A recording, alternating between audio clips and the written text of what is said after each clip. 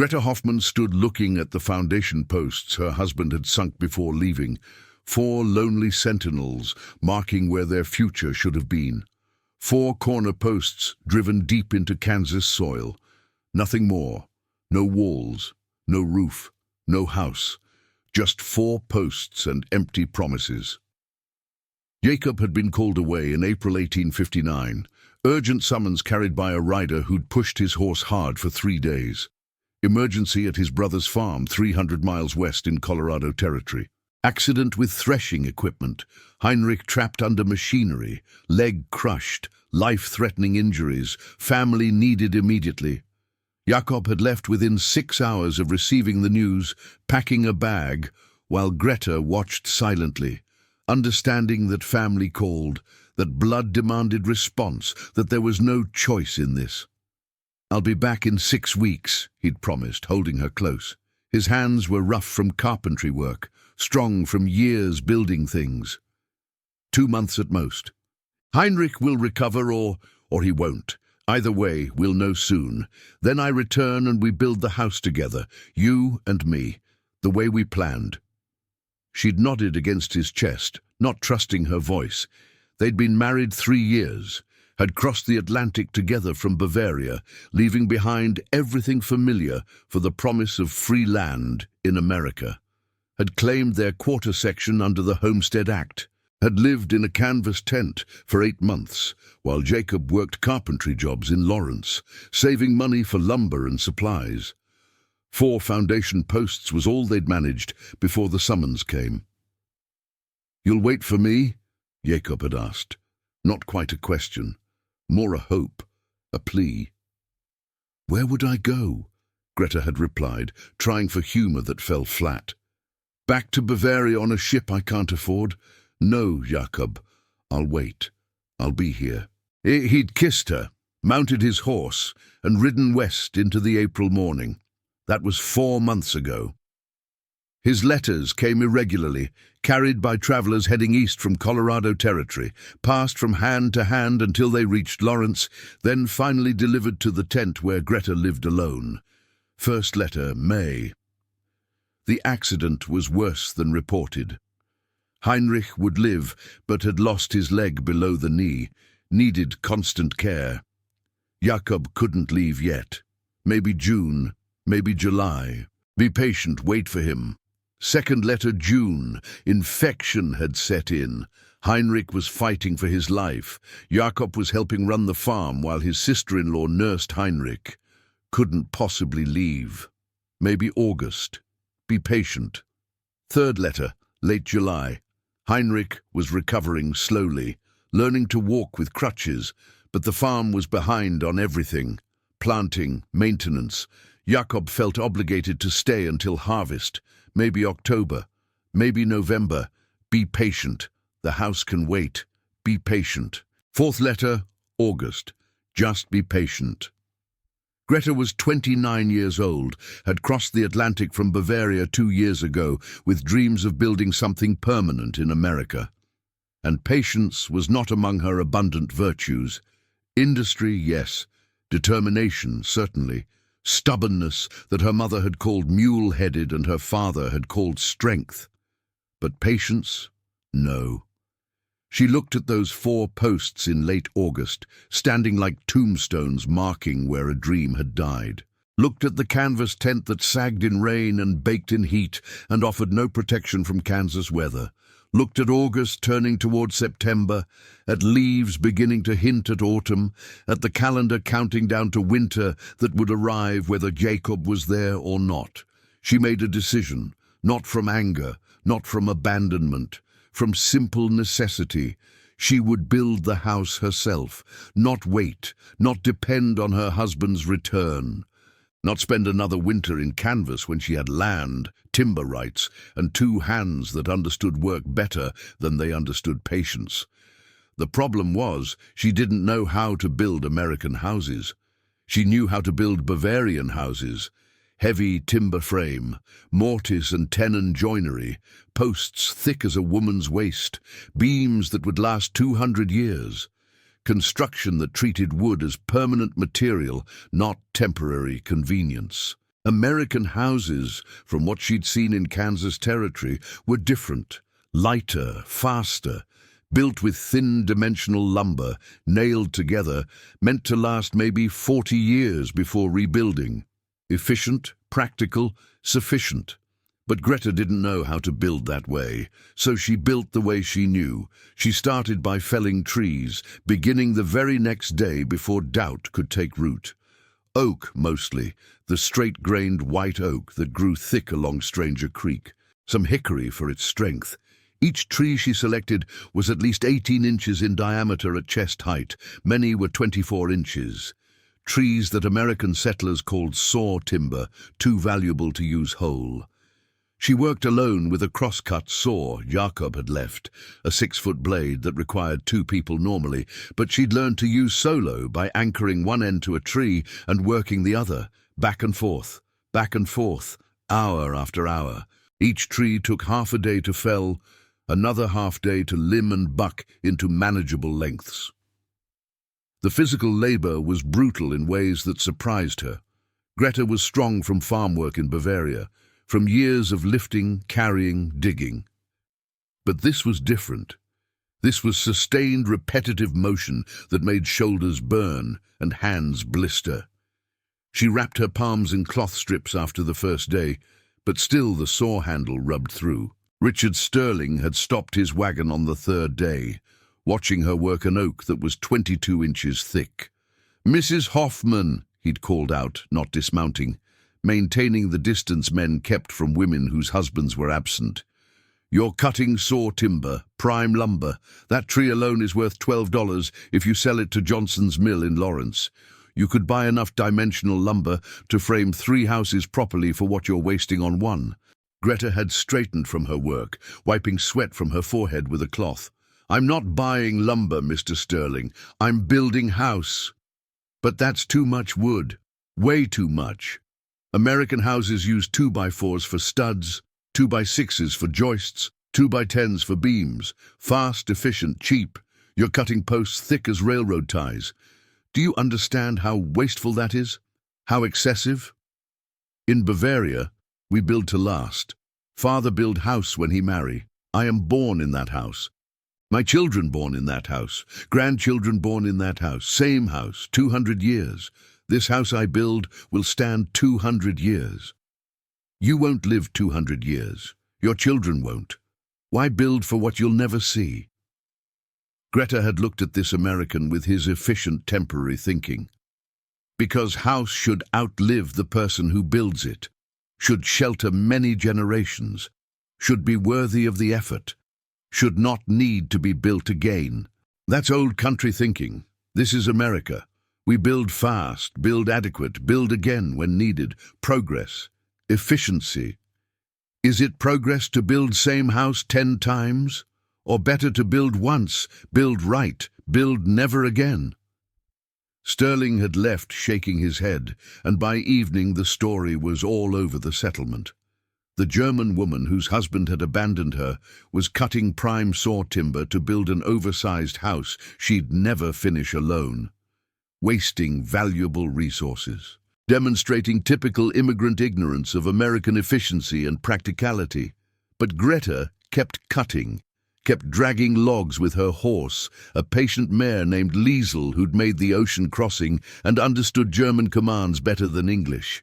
Kept splitting the logs into square timbers using wedges and maul, working with precision her father had taught her in Bavaria when she was 12 years old, when he'd realized his daughter had better hands for joinery than any of his 3 sons. Each log had to be split along its length, turned into squared timber.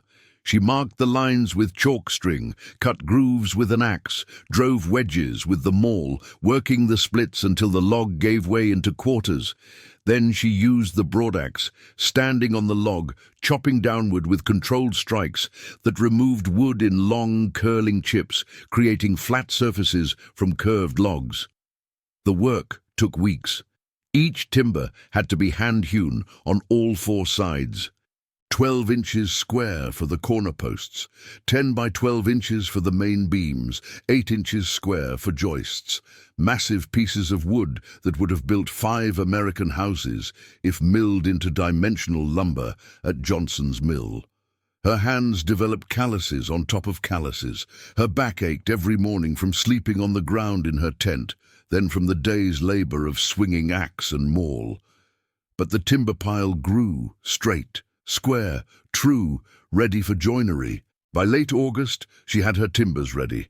Posts 12 inches square, beams 10 inches by 12 inches, joists 8 inches square, massive pieces of wood that would have built 5 American houses if milled into dimensional lumber. Then came the joinery. She cut mortises and tenons the old way, no nails, no metal fasteners, just precisely cut wood joints that locked together, that would hold for centuries. Each joint took hours to cut properly. Each had to be perfect, or the frame wouldn't fit together. The neighbors came to watch, fascinated by the strangeness of it. "What's she doing?" Mary Campbell asked her husband. Both of them stopped on the road to stare. "Cutting holes in perfectly good timber," John Campbell replied. "Wasting time with old country joinery when nails work just as well and take 1/10 the time." "It looks strong, though. Look at the size of those posts." "Strong's not the same as smart. She's using 4 times the wood we used for our house, 4 times the labor. And for what? So it lasts longer than anyone needs?" Greta heard them, but didn't stop working. She cut mortises by hand, using chisel and mallet, removing wood chip by chip, until the rectangular hole was perfect. Then she cut the matching tenon on the beam end, creating a wooden tongue that would fit the mortise exactly. When assembled, the joint would be as strong as the timber itself. Stronger, actually, because the interlocking grain distributed force across larger area. By September, she started raising the frame. This was the part she couldn't do alone. She hired 4 men for 2 days, paying them from money Jacob had left. Together, they lifted the massive posts upright, fitted beams into mortise joints, pegged everything with wooden dowels. The men were impressed despite themselves. "Never seen joints that tight," one admitted. "That tenon fits like it grew there." "In Bavaria, this is normal," Greta said. "We build once, build right, never rebuild." The frame went up slowly, much slower than American balloon framing with its quick nailing. But when it stood complete, it looked different than anything in the territory. Massive, solid. The posts stood like trees still. The beams looked like they could support a castle. "It's overbuilt," Richard Sterling declared, visiting to see the finished frame. "Way overbuilt. You could hang a railroad car from those beams. Why use this much wood? Why use less? Because less is enough. American houses use minimal materials for adequate strength. That's efficiency. What you've built is excess. Is it excess to build something that won't fail, that won't need repair, that will shelter my children and their children? You don't even have children yet, Mrs. Hoffman." "Not yet. But I will, and they will have solid house." The mockery intensified as she continued. She filled between the posts with split-log walls, fitted so tight no wind could penetrate. Roofed with heavy cedar shakes, she'd split herself. Installed proper German windows with thick glass she'd ordered from St. Louis, at great expense.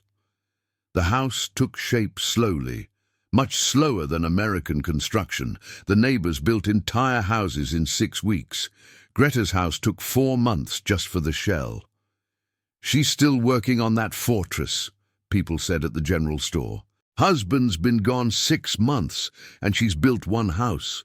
Crazy German woman doesn't know you're supposed to build fast and cheap. Heard she spent $40 on windows. $40. Could have bought decent land for that." Someone should tell her this isn't Bavaria. We do things different here. Faster, better. But Greta didn't build faster. She built right. Sanded every surface smooth, cut every board exact, fitted every joint perfect. The house grew around her, and with each day she felt more certain. This was right. This was how houses should be built. Jacob's letters said he'd return in October, then November, then maybe December. His brother's recovery was slow. The farm needed constant attention. Be patient, the house can wait. But the house couldn't wait. Winter was coming, and Greta was almost finished. She completed the house on November 15th, 1859. Heavy timber frame, solid log walls, thick glass windows, cedar shake roof, one large room downstairs for living and cooking, one room upstairs for sleeping. Simple, solid, built to German standards in American territory. She moved her few possessions from the canvas tent into the wooden house. The first night, she sat by the cast-iron stove she'd installed, feeling the warmth hold steady, noticing the complete absence of drafts, understanding what her neighbors didn't. This house wasn't just shelter. It was fortress against winter. The test came on December 3rd, 1859, arriving with the particular cruelty of Kansas winter that transforms landscape into killing field within hours. The storm that state historical records would later call the Great Freeze of '59, though people living through it called it simply the storm that destroyed everything, the storm that made mockery of human construction, the storm that proved which building methods were wisdom and which were arrogance. It started with temperature dropping 40 degrees in 6 hours, a plunge so rapid that thermometers seemed broken. Morning breakfast, 35 degrees, uncomfortable but manageable. Noon dinner, 15 degrees, cold but survivable. Mid-afternoon, 0 degrees, evening supper time, -5, bedtime, -15, midnight, -25. The temperature didn't just drop, it plummeted, fell like a stone into dark water, dragging everything down with it. Wind building from the north, starting around sunset, steady and purposeful, and impossibly cold. Not gusting, not variable, just constant increasing pressure from the Arctic pushing south with nothing to stop it across 1,000 miles of empty prairie. By 10 p.m., the wind was at 40 miles per hour, by 11, 55. By midnight of December 3rd, it was 70 miles per hour, sustained with gusts reaching 85. The kind of wind that literally picked up anything not anchored to earth, that tore roofs from houses, that pushed over structures built light and fast, according to American efficiency. The sound was like continuous thunder, like standing beside a waterfall, like the earth itself screaming. Windows rattled in frames, canvas tents vanished entirely, ripped from stakes, last seen disappearing east into darkness. Loose tools, buckets, anything left outside became projectiles. Temperature at midnight, -35 degrees, with 70-mile-per-hour wind, creating effective temperature of -80.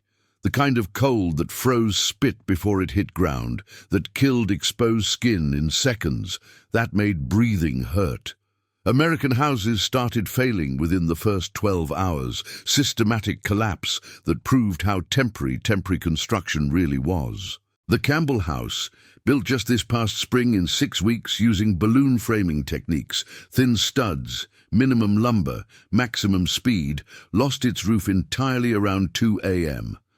The wind found the nails, thousands of nails holding thin shingles to thin sheathing to thin rafters, and worked them loose through sheer, sustained pressure. Not all at once, one section at a time.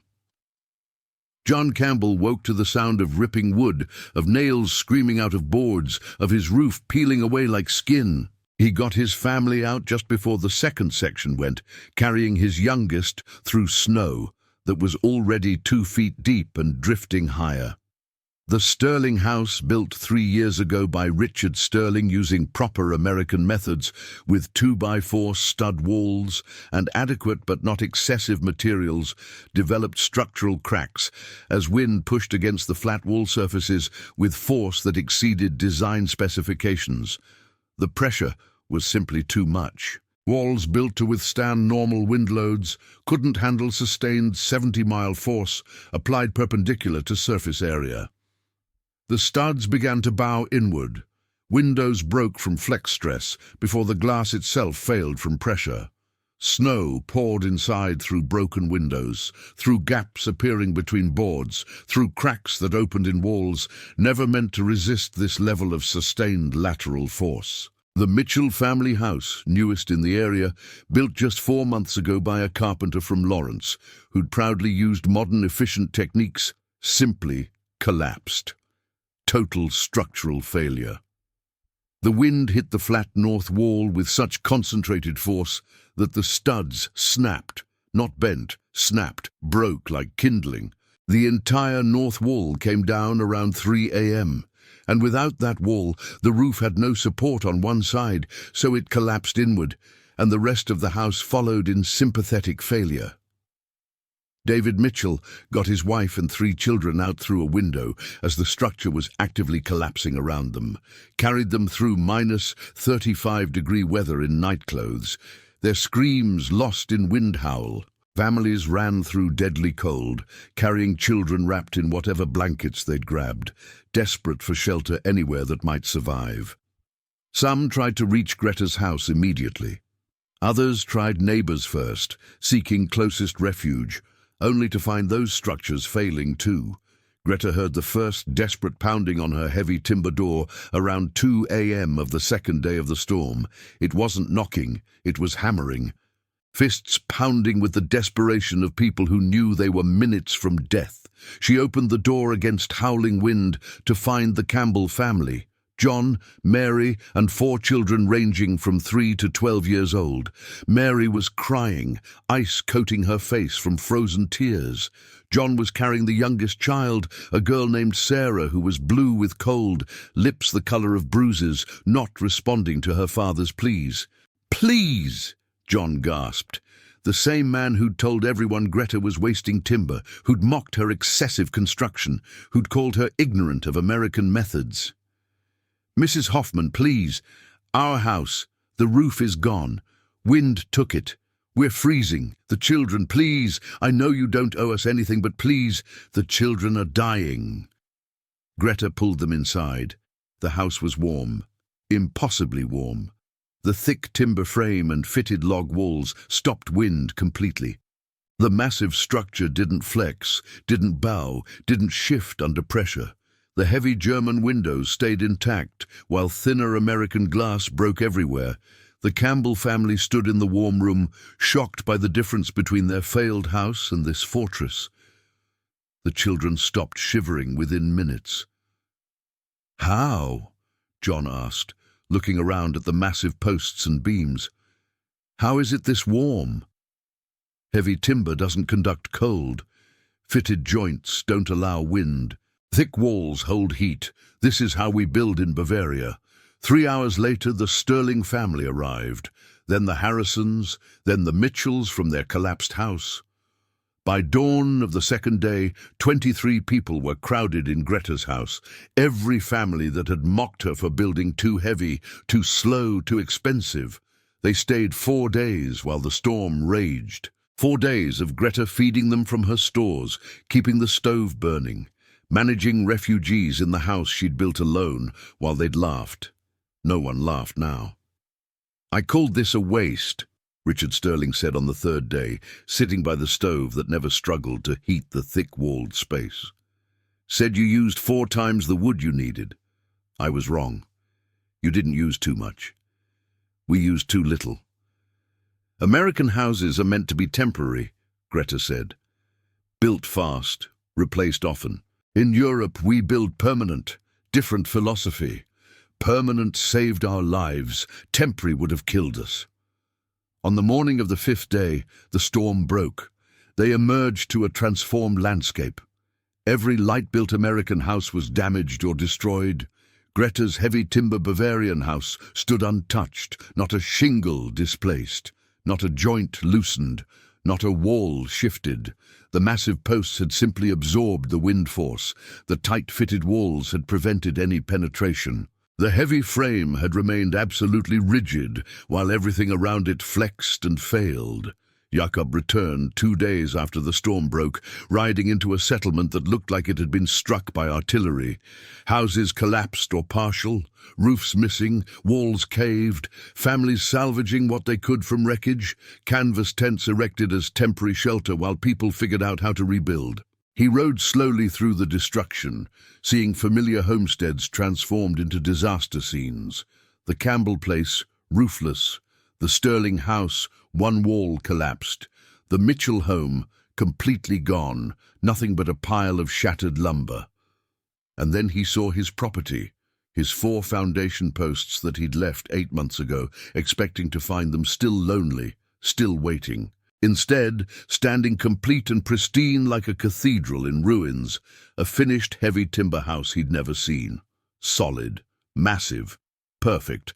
While everything around it had been destroyed, this house stood untouched. Greta was outside, helping Mary Campbell sort through salvaged possessions, organizing what could be saved, discarding what couldn't. She looked up at the sound of hoofbeats, saw Jakob, and her face did something complicated. Relief, joy, anger at 8 months alone. Love despite the anger.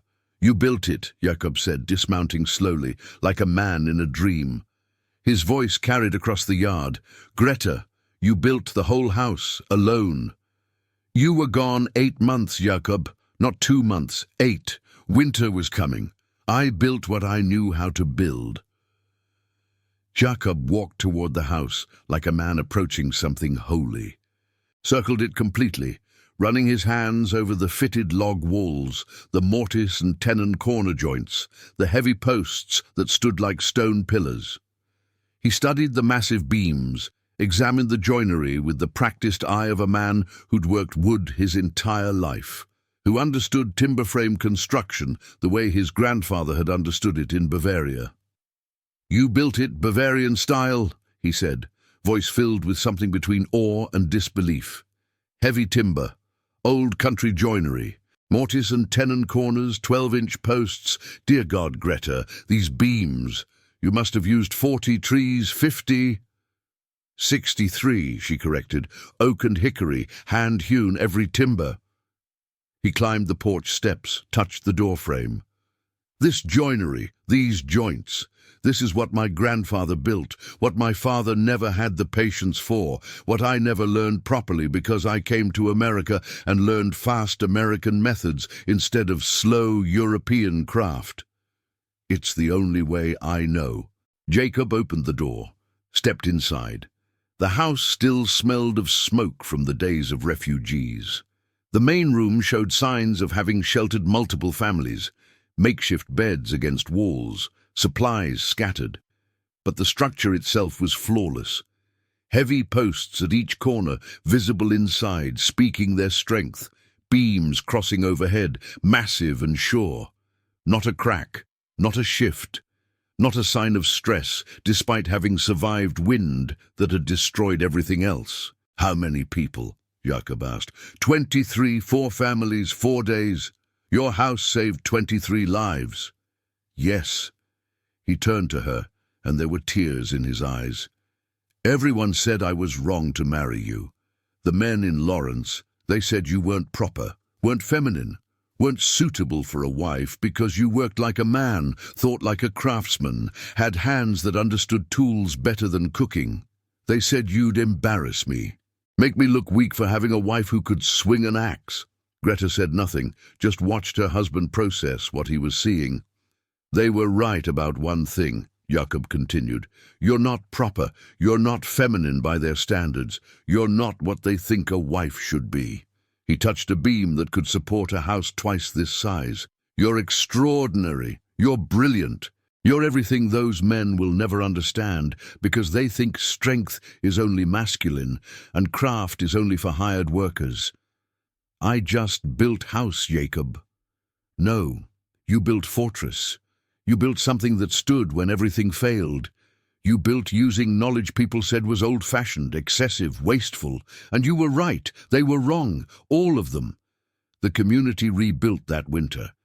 And every family that had survived in Greta's house asked for her advice. Some still built American style, but heavier, more substantial, using larger studs, better bracing, learning from the storm's brutal lessons about what wind could do to insufficient structure.